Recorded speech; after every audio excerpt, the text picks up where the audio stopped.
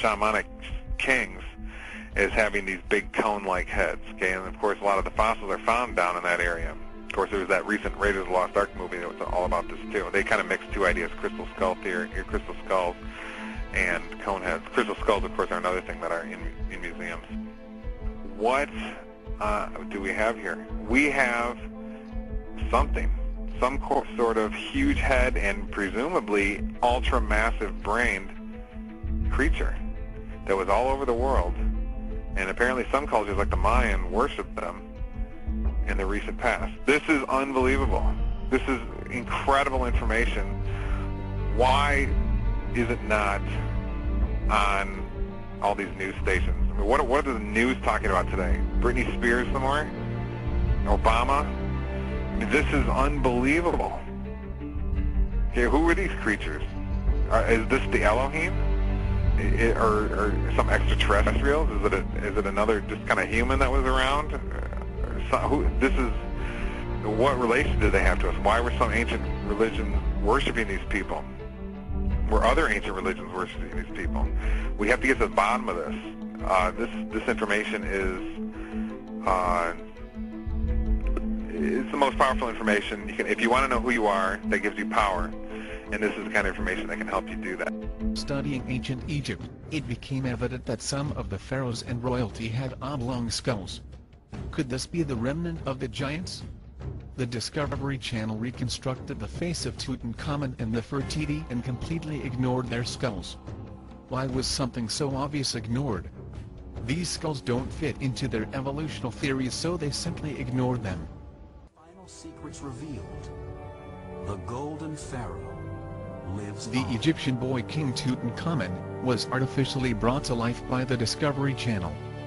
They completely ignored his oblong skull and altered it to look more modern.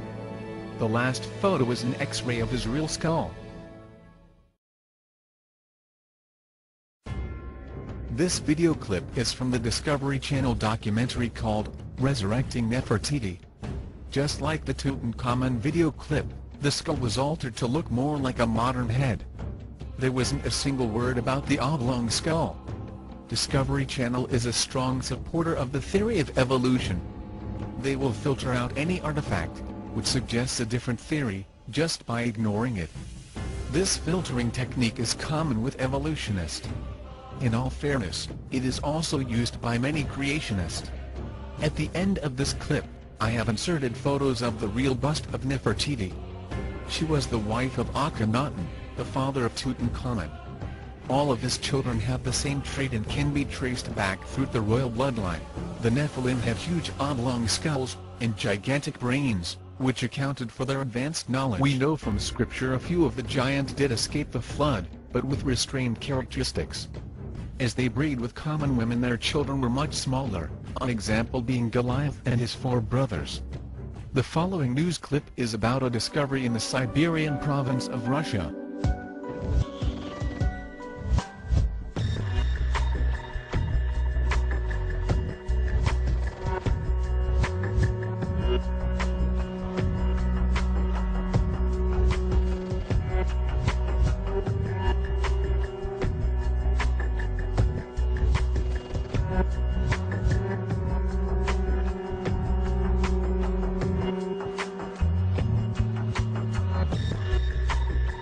Вряд ли древние знали о нейрохирургии мозга, вряд ли, но, возможно, они пытались каким-то образом развивать отдельные нервные какие-то качества головного мозга. Это группа людей, которые представляли собой, скажем так, живой прибор, определяющий наличие, например, опасности, или могли делать метеопрогноз.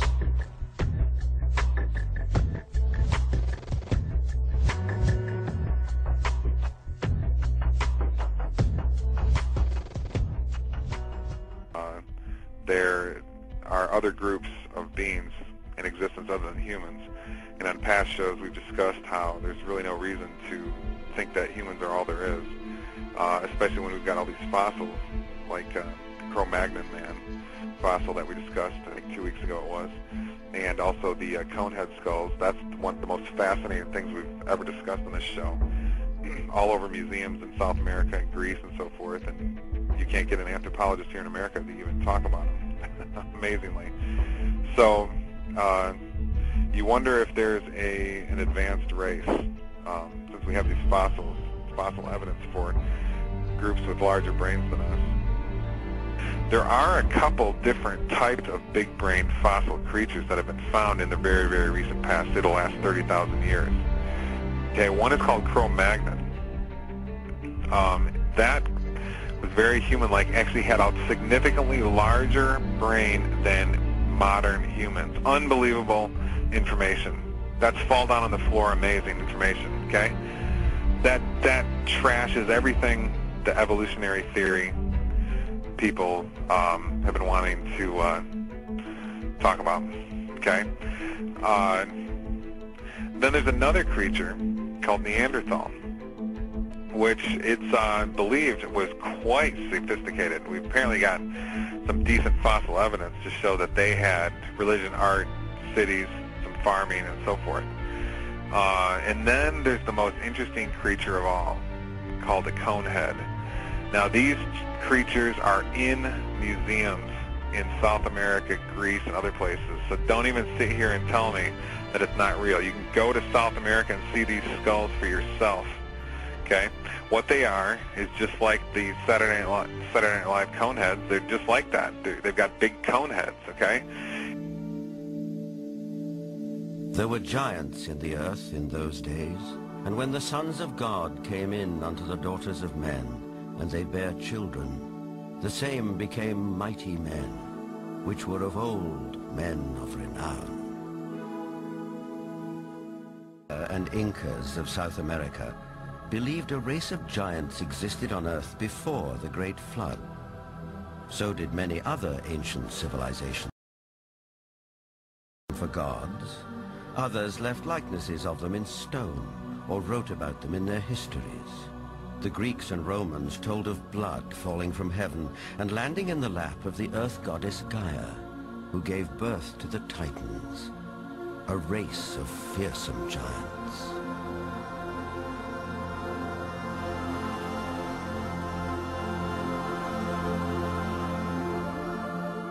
Perhaps the most famous of all was Goliath, the Philistine, one of 5 giant brothers. Vendell Jones is an archaeologist with a style of his own. He spent a lifetime tracking down Goliath and the Ark of the Covenant, with which the Jewish holy book of the Midrash tells us the giant made off. Goliath thrashed his way through the Israeli soldiers, ran over and scooped the ark up on his shoulder, slew Pinchas and Hophni, and took the ark back to the camp of the Philistines. It was in this field, 15 miles southwest of present-day Jerusalem, that legend says Goliath was finally slain. Not by a giant warrior like himself, but by a puny boy, David, who, as this 9th century BC tablet indicates, would later become king of the Israelites. The spiral-shaped Gilgal Rephaim is situated in the Golan Heights 50 miles from Damascus.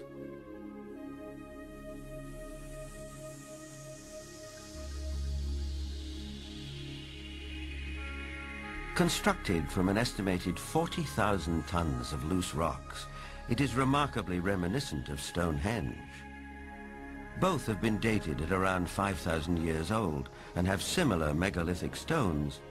And like Stonehenge, Gilgal is also said to be associated with giants. There's biblical text which seems to support the claim.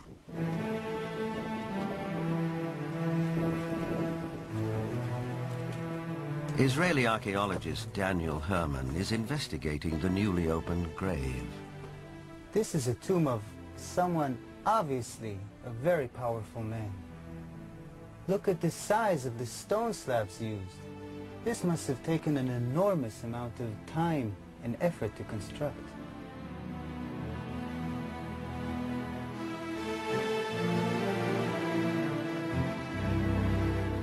When the Israelites came here and wrote their Bible, it was already here. They saw it. So they have documented the identification of the site by saying that this region was ruled by Og, king of the Bashan. Og is described in the Book of Deuteronomy as, and I quote, "For only Og, king of Bashan, remained of the remnant of the Rephaim." Rephaim is Hebrew word for giants.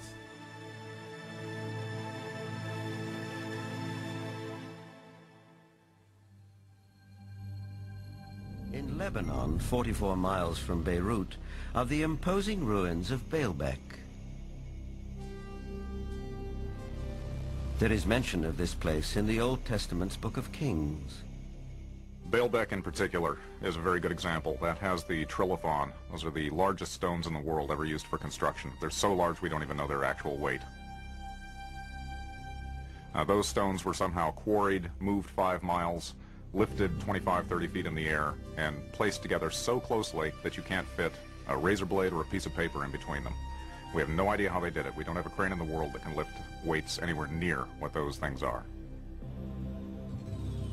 No one knows for sure, but according to Arab tradition, the earliest temples were built here after the Great Flood by a tribe of giants for the biblical king Nimrod.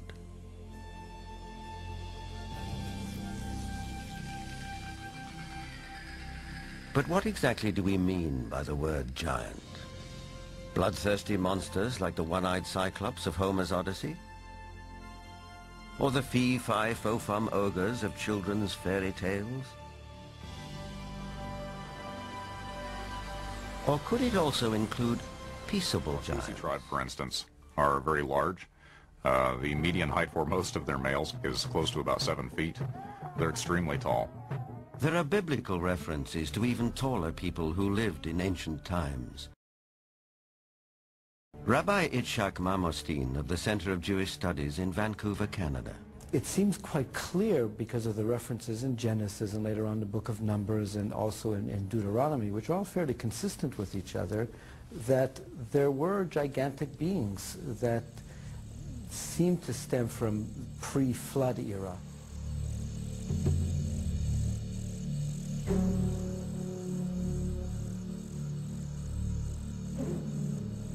Is it possible that environmental conditions of past ages favored the development of giants? Certainly we know from fossil evidence that some species, like dinosaurs, grew many times larger than they do today. A supporter of this thought-provoking and controversial theory is Dr. Carl Bohr. Optimal genetic expression means the best that the organism has within the DNA is expressed because of favorable atmospheric conditions. Based on fossil evidence, trees like the California giant sequoia grew much larger than they do today. One theory explains this by proposing that environmental conditions in the distant past were more conducive to gigantic growth.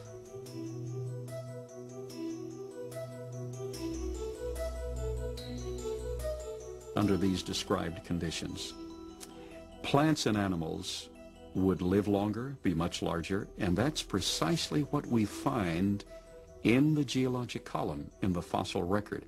Plants were much larger. All living systems were larger. We have animals that today have an 8 or 9 foot stature with a 16 to 20 foot stature. We have insects such as the dragonfly. Today, the dragonfly has perhaps a 4-inch wingspan. In the fossil record, his counterpart, Meganeuropsis, had up to a 5-foot wingspan. Everything was larger in the past. I'm of the opinion that under better atmospheric conditions, people were living not only longer, but they were taller, much taller. Giants and dinosaurs could not exist today as they did in the past because the atmospheric conditions simply will not permit it.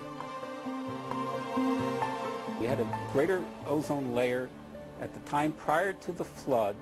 At the time of the flood, it was diminished to about 1/7 of what it was at that time, and therefore, life on this earth as we know it no longer has the same life expectancy as it did at the time of the flood. A thinning of the ozone layer means less protection from the ionizing radiation from space, and less protection for plants and animals.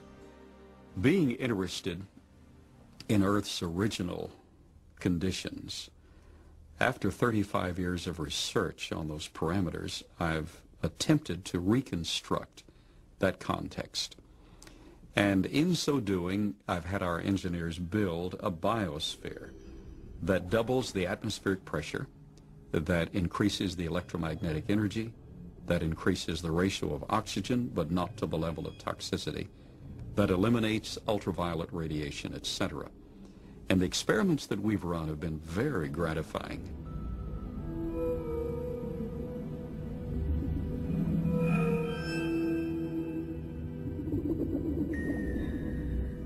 In our controlled scientific experiment, we have measured the effects of a pulsed electromagnetic field on biological systems.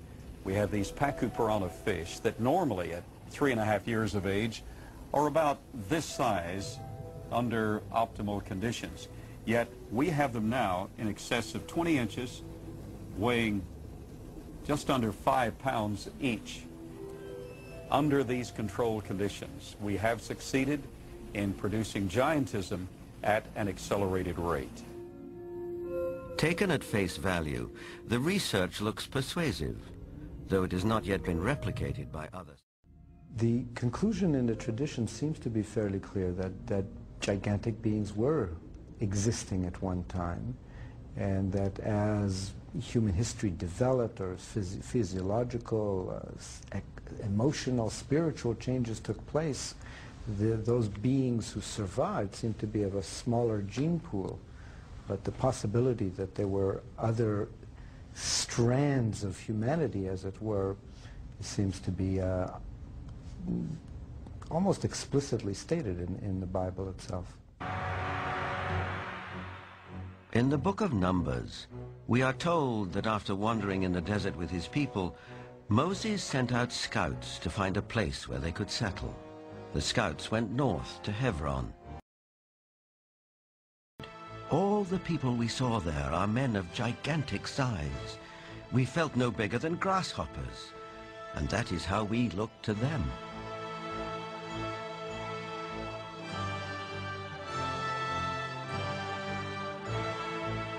The tribes continued northeast to Mount Seir, known today as Petra in Jordan. But that too, as mentioned in the Bible, had been settled by giants. Wherever they looked, it seemed they found the remnants of giants.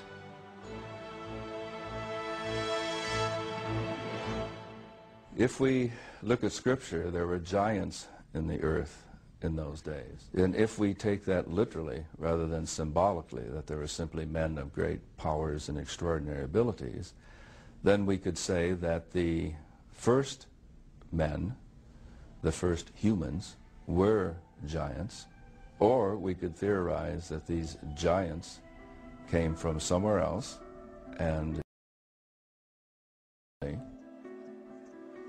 in itself, this notion is a startling idea. But a people more ancient than the Israelites believed the very same thing.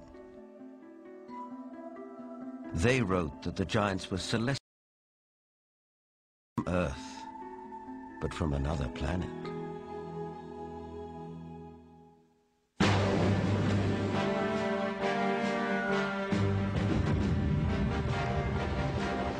This is the battleground of the Gulf War.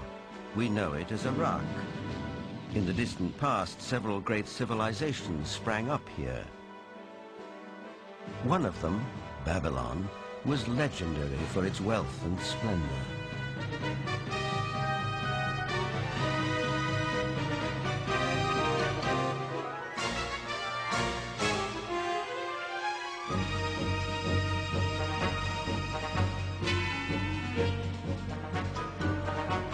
But long before Babylon, as long as 6,000 years ago, another remarkable civilization evolved. Its people were the Sumerians, who had an extraordinarily advanced culture.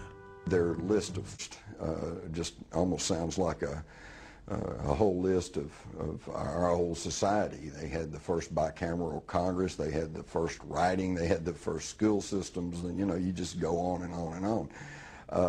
So you have to ask, and I think that you need to turn to the ancient Sumerians themselves and listen very carefully to what they have to say, because what they have to say, not just in one place, but over and over and over again, is that they were taught civilization by these beings that came from the heavens to the earth. They called them the Anunnaki.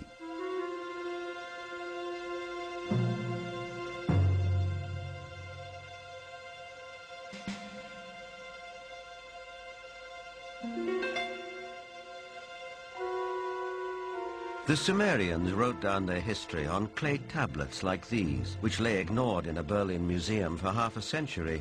Few people have been able to decipher this ancient language, but one of them is Zechariah Sitchin. The writings and the pictorial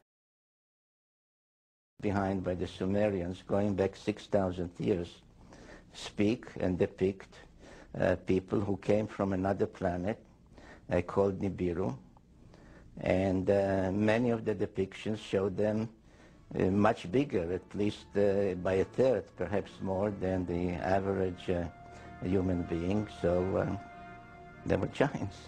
This Sumerian cylinder seal from a Berlin museum is astonishing for several reasons. First, it depicts our solar system with the sun at the center and the planets arrayed around it, a fact not known to European science till around 300 years ago. It also shows the planet Pluto, which we didn't discover till 1930. And amazingly, there's another planet, which the Sumerians called Nibiru, and believed that it was from where the Anunnaki, or celestial giants, came from.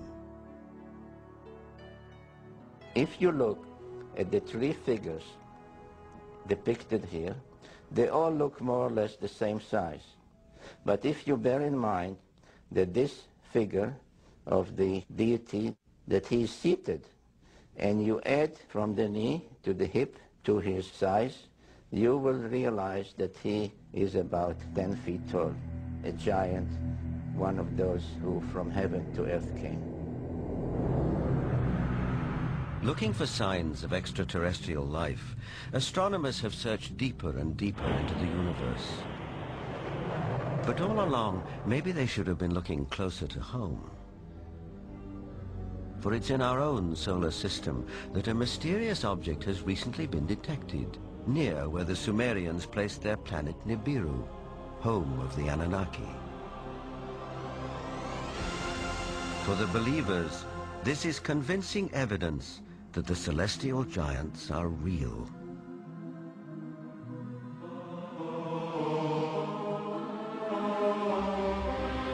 The ancient Sumerian text, just in a very broad overview, basically tell us that more than 400,000 years ago, that these Anunnaki came from space and landed on the earth in the Tigris-Euphrates Valley. They began to set up a colony that they called Eden.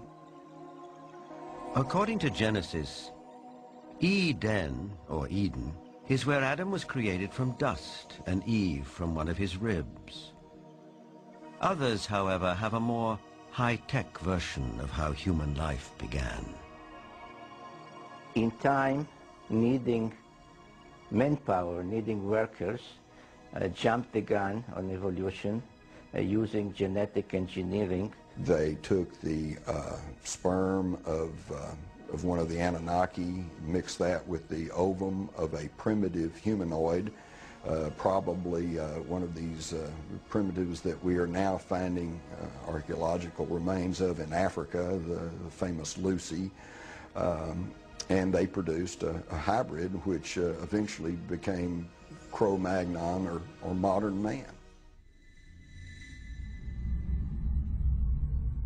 Legend has it that when the Anunnaki came back after several thousand years to see how their genetic handiwork had turned out, they found the Earth females irresistibly attractive. It starts in the Bible. There you can read, in the beginning at Moses, when the sons of the gods saw that the daughter of men were beauty, they took them to wife. Later, out of the body's womb, giants came. So destructive were these titans that the Anunnaki who fathered them decided to destroy them.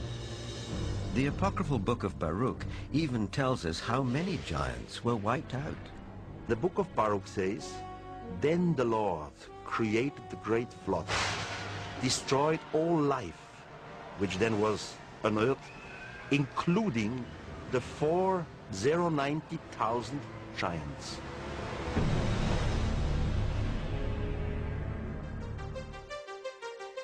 The apocryphal books of Enoch are believed by many to be over 5,000 years old. In them, Enoch writes about how he was taken up to the heavens by two men of great height. In this celestial journey, he also talks of meeting those who from heaven to earth came. Two huge men appeared to me, the like of which I had never seen on earth. Their faces were shining like the sun. Their eyes, too, were like a burning light. Then they took me up and carried, and they fly with their wings and do the rounds of all the... On my face, the elders, the rulers of the stellar orders. These groups carry out and carefully study the movements of the stars. Enoch is taken up to the sky at least 3 times. In our today's view, we would say he was taken up to a mother spaceship. There he has a discussion with what is called the highest. The Nephilim were a race of giants which once encompassed the entire earth. Today we know quite a bit about them. Archaeology has revealed the artifacts they have left behind. Their history is corroborated by the legends of virtually every culture of the world, including ancient literature, such as the Epic of Gilgamesh, the Book of Enoch, and the Bible. The Inuit Eskimo tribe knew them as the Tuniat. That very same tribe of giants was known to the Norse as the Skraeling. Many people of Western Asia and throughout Europe knew them as the Scythians, who had at one point bested Rome in battle and were said to have been so tall that their feet came close to the ground when sitting on a horse. The ancient Hebrews knew them as Amorites and Canaanites. Sumer is the oldest culture of the world, and the Sumerians give us a tremendous insight into the origin of the giants. The Sumerians recorded that the Anunnaki, a race of celestial beings, the children of Anak and Anu, came to the earth and fathered a race of men, who then became the kings of mortal men. But the Book of Enoch gives us even greater insight to the origin of these giants. Enoch recorded that during the life of Jared, sometime between 3550 and 2550 BC, the sons of God came to the earth from heaven. Since we know Satan is the father of all lies, it is likely that Satan himself influenced them to do the deeds they did. He had puffed them up, and for this crime of pride against the Lord, they were cast out of the heavenly realm. Angered for being cast out of their heavenly home, and jealous of the beautiful new creation of God, they consorted to do ungodly things, and swore an oath to each other that each would be equally culpable for the sinful things they were about to do. Their point of entry into the world was Mount Hermon, Israel, upon which they landed. Just as humans have special gifts and abilities and each is unique, so too the angels were unique, and each used their own special gifts for defiling mankind. So each taught mankind the arts which they themselves loved most. They took wives of human women whom they called beautiful, and fathered the race of giants we know as the Nephilim. Azazel was a lover of metals, and taught men to make swords and knives and shields and breastplates, and made them known to the metals of the earth, and the art of working them, and bracelets and ornaments, and the use of antimony, and the beauty of the eyelids, and all manner of costly stones, and the coloring of tinctures. Samyaza taught the art of enchantments and root cuttings, and all manner of sexual seduction.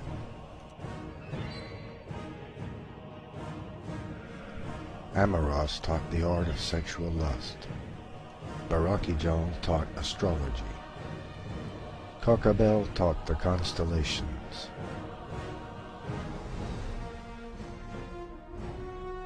Ezekiel taught the knowledge of the clouds. Arachiel taught the signs of the earth. Shamsiel the sun. And Sariel taught the course of the moon.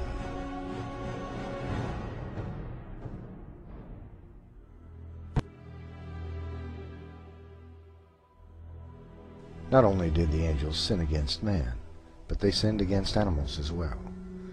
It is believed this means that they genetically engineered new kinds of creatures, mixing the genes of kinds, to create the mythological creatures of old.